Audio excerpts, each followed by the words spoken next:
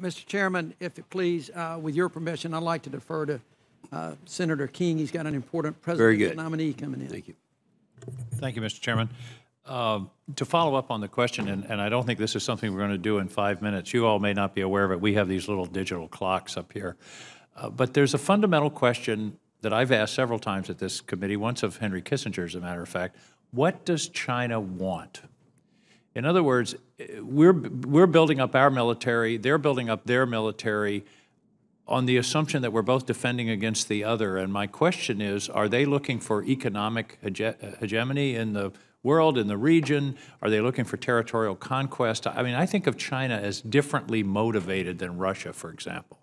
Can one of you give me a minute or so on what China wants, and then perhaps follow up? I would love to see some scholarly work on this, because I think we need to understand our potential adversaries' motivations in order to formulate a strategy. If it's simply economic competition, let's talk about intellectual property and all those things. Mr. Radner, you want to tackle that? Sure. I think in short, I think what China wants is to make the world safe for authoritarianism and to ensure the stability of the Chinese Communist Party. And because they view the U.S.-led order as antithetical to their interests, their economic interests and their security interests and their political interests, they're looking to back the U.S. military out of the region. They're looking to undermine the ability of international... Are they looking to invade Hawaii or California? I mean, do they have territorial ambitions? Or do they just want us to tend to our region and they tend to their region?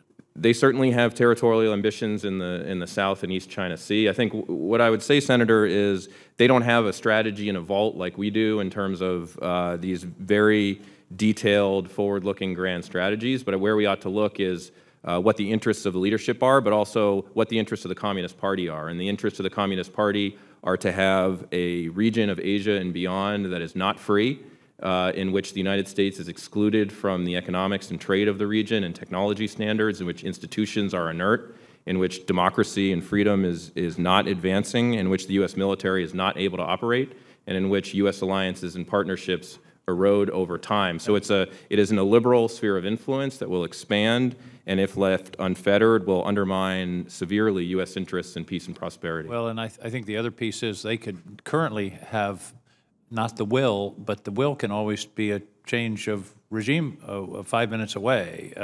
I want to move on. I realize this is a provocative question, and I hope you all will think about some writing on this about, you know, that's the title of the article, What Does China Want?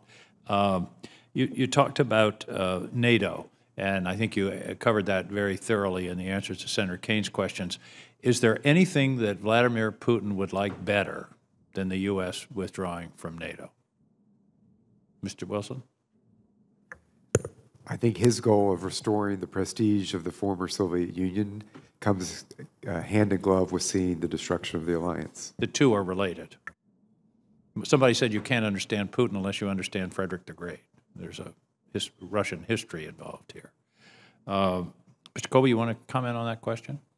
Yeah, I think the Russians seem to want to divide and ultimately probably get rid of NATO. I would just say, Senator, I think on the earlier question on China, very briefly. I could tell you were aching. I know. Actually, I am working on a book on this. So, but I think fundamentally, you don't have to have that aggressive a conception of the Chinese leadership to be very worried, because it is totally in their interest to secure hegemony, not territorial control, but basically sway, get to decide the internal policies of the regional countries. That is the largest economic bloc in the world. Do the American people think they're going to be immune from that kind of influence? Did we make a mistake by withdrawing from the TPP? Well, I supported the TPP at the time. I mean, I don't know what the exact... Because we've ceded that regional...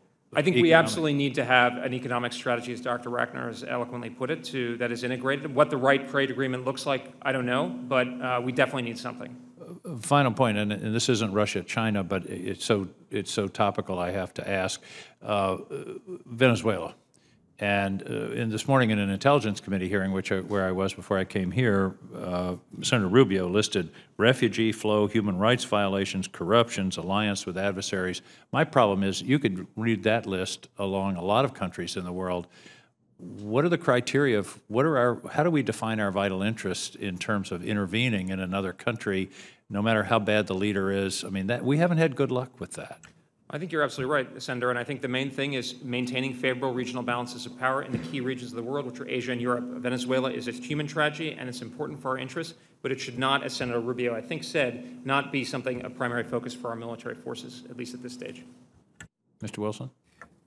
I agree that the focus isn't military, but I do think the scale of the crisis unfolding in Venezuela is often underestimated. This is, I think, a first-tier international crisis, and a strategy that is focused on how do you bolster the strong regional alliances and a lot of the democratic states that are willing to stand to help support the Venezuelan people, democratic forces in Venezuela, and with us to have a very keen sense that China, Russia, Cuba have been looking at how to use Venezuela as a base for their operations in this hemisphere, and that's something I think we have to stay on top of. Of course, ironically, one of the results of our obviously and openly coming out against Maduro would be to strengthen Maduro. He could say this is 100 years of American imperialism. So it's a very difficult situation. I appreciate your thought, and thanks for joining us today. Thank you, Mr. Chairman. Thank you.